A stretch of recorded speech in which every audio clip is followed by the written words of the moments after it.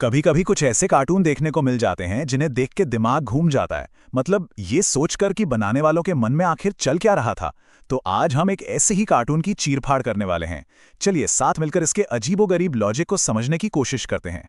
कहानी की शुरुआत ही देखें, एक बहुत ही इमोशनल मोमेंट से होती है। हमारा मेन कैरेक्टर बंदर अपने जन्मदिन पर एकदम अकेला है। मतलब माहौल खुशी का होना चाहिए था, लेकिन यहाँ तो सीधे निराशा की बात हो रही है। और यहीं से इस अजीब सी कहानी का टोन सेट हो जाता है। तो कहानी का पहला कैप्टर, जन्मदिन पर मौत की कामना। यहां हम बंदर के मन में चल रहे इस गहरे संकट को समझने की कोशिश करेंगे। आखिर ऐसा क्या हुआ कि बंदर को इतना बड़ा फैसला लेना पड़ा? वजह सिर्फ अकेलापन। ये अकेलापन उस पर इतना हावी हो गया कि उसने एक बहुत ही एक्सट्रीम कदम उठाने का सोच लिया, ट्रेन की पटरियों पर जाने का। सोचिए, एक बच्चों के कार्टून के लिए ये कितनी शॉकिंग और भारी भरकम शुरुआत है। और उसका प्लान? भाई, प्लान टू हैरान करने वाला सिंपल है। पहला स्टेप, ट्रेन की पटरियों पर जाओ। दूसरा स्टेप, पटरियों पर लेट जाओ। और तीसरा, ट्रेन का इंतजार करो। बस, ये प्लान इतना सीधा है कि पूरी सिचुएशन की गंभीरता मजाक लगने लगती है।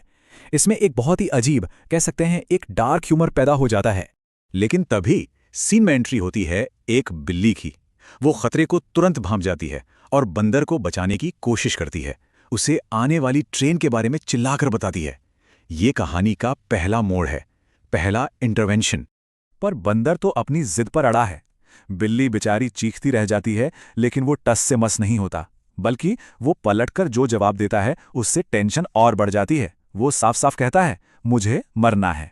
अच्छा, अब कहानी का दूसरा ट्रैक शुरू होता है, लड़का और गुब्बारा। ये एक बिल्कुल अलग तरह का संकट है जो कहानी के साथ साथ चल रहा है। यहां प्रॉब्लम की वजह क्या है? बहुत ही सिंपल, बच्चों की आपस की होड़। चिंटू बस ये साबित करना चाहता है कि वो चिंकी से बेहतर है, और इसके लिए उसने हथियार चुना है, एक गुब्बारा। चिंटू का ये डायलॉग ही उसके घमंड और लापरवाही को साफ साफ दिखा देता है।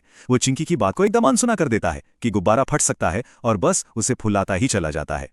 ये टाइमलाइन दिखाती है कि कैसे चिंटू की सिचुएशन देखते ही देखते कंट्रोल से बाहर हो जाती है। एक छोटी सी बहस जानलेवा हवाई सफर में बदल जाती है, और अब वो बेचारा पूरी तरह बेबस है, बस मदद के लिए चिल्ला रहा है। तो अब आता है तीसरा हिस्सा, ऊपर से एक हस्तक्षेप। जैसे ही ये दोनों कहानियां अपने अपने क्लाइमैक्स पर पहुंचती हैं, मदद आती है, लेकिन बिल्कुल अनचाही जगहों से। तो हमारा दूसरा बचाने वाला कौन है? एक तोता। अब वो जो देख रहा है वो उसके लिए लॉजिकल नहीं है, एक उड़ता हुआ लड़का। मतलब ये तो कुदरत के खिलाफ है। तो वो फैसला करता है कि जाकर पता तो लगाऊं कि माजरा क्या है। ये स्लाइड दोनों संकटों के बीच के फर्क को बहुत अच्छे से दिखाती है। एक तरफ बंदर है जो एक अंदरूनी फिलोसॉफिकल लड़ाई लड़ रहा है, और दूसरी तरफ चिंटू जो एक बाहरी फिजिकल खतरे से जूझ रहा है। एक मरना चाहता है तो दूसरा जीना चाहता है। और अब चौथा हिस्सा, केक का वादा। चलिए कहानी के क्लाइमैक्स पर चलते हैं, जहां इन दोनों अजीबोगरीब मुश्किलों का आखिरी समाधान हमें देखने को मिलता है। बंदर की कहानी में बिल्ली अब अपने आखिरी कोशिश करती है। ट्रेन बिल्कुल पास आ चुकी है, और उसे बंदर को पटरियों से हटाने के लिए कुछ तो करना ही होगा, कुछ भी। तो क्या है वो समाधान?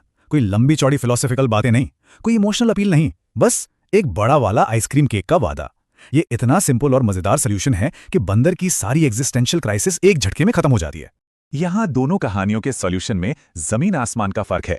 बंदर के केस में बातचीत काम आई, केक का वादा मतलब उसकी इच्छा को समझा गया।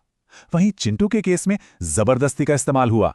तोते ने सीधे गुब्बारा ही फोड़ दिया, जिससे एक नई और शायद पहले से भी बड़ी मुसीबत खड़ी हो गई। तोते का सल्यूशन तो एकदम सीधा और क्रूर है। वो प्रॉब्लम को जड़ से ही मिटा देता है, गुब्बारा फोड़कर। उसे इस बात से कोई मतलब नहीं कि चिंटू बेचारा इतनी ऊंचाई से गिरेगा। ये मदद का एक बहुत ही अजीब तरीका था, नहीं? तो अब आते हैं पांचवें और आखिरी हिस्से पर। हमने अभी क्या देखा? चलिए इस पूरे रायते में से कुछ काम की बातें निकालने की कोशिश करते हैं। तो इस पूरी कहानी से क्या सबक मिलता है? सच कहूं तो यह ह्यूमर और फलसफे का एक अजीब सा मिक्सचर है, जहां बच्चों जैसी छोटी छोटी इच्छाएं जिंदगी की बड़ी बड़ी मुश्किलों को हल कर देती हैं, और जहां मदद करने से कभी कभी हालात और भी बिगड़ जाते हैं। और ये हमें एक आखिरी सवाल पे लाके छोड़ देता है, जब बच्चे इस तरह की बेतुकी और अजीब कहानियां देखते हैं तो दुनिया के बारे में उनकी समझ पर इसका क्या असर पड़ता है? ये एक ऐसा सवाल है जिस पर सोचने की जरूरत है। इस विश्लेषण में हमारे साथ बने रहने के लिए शुक्रिया।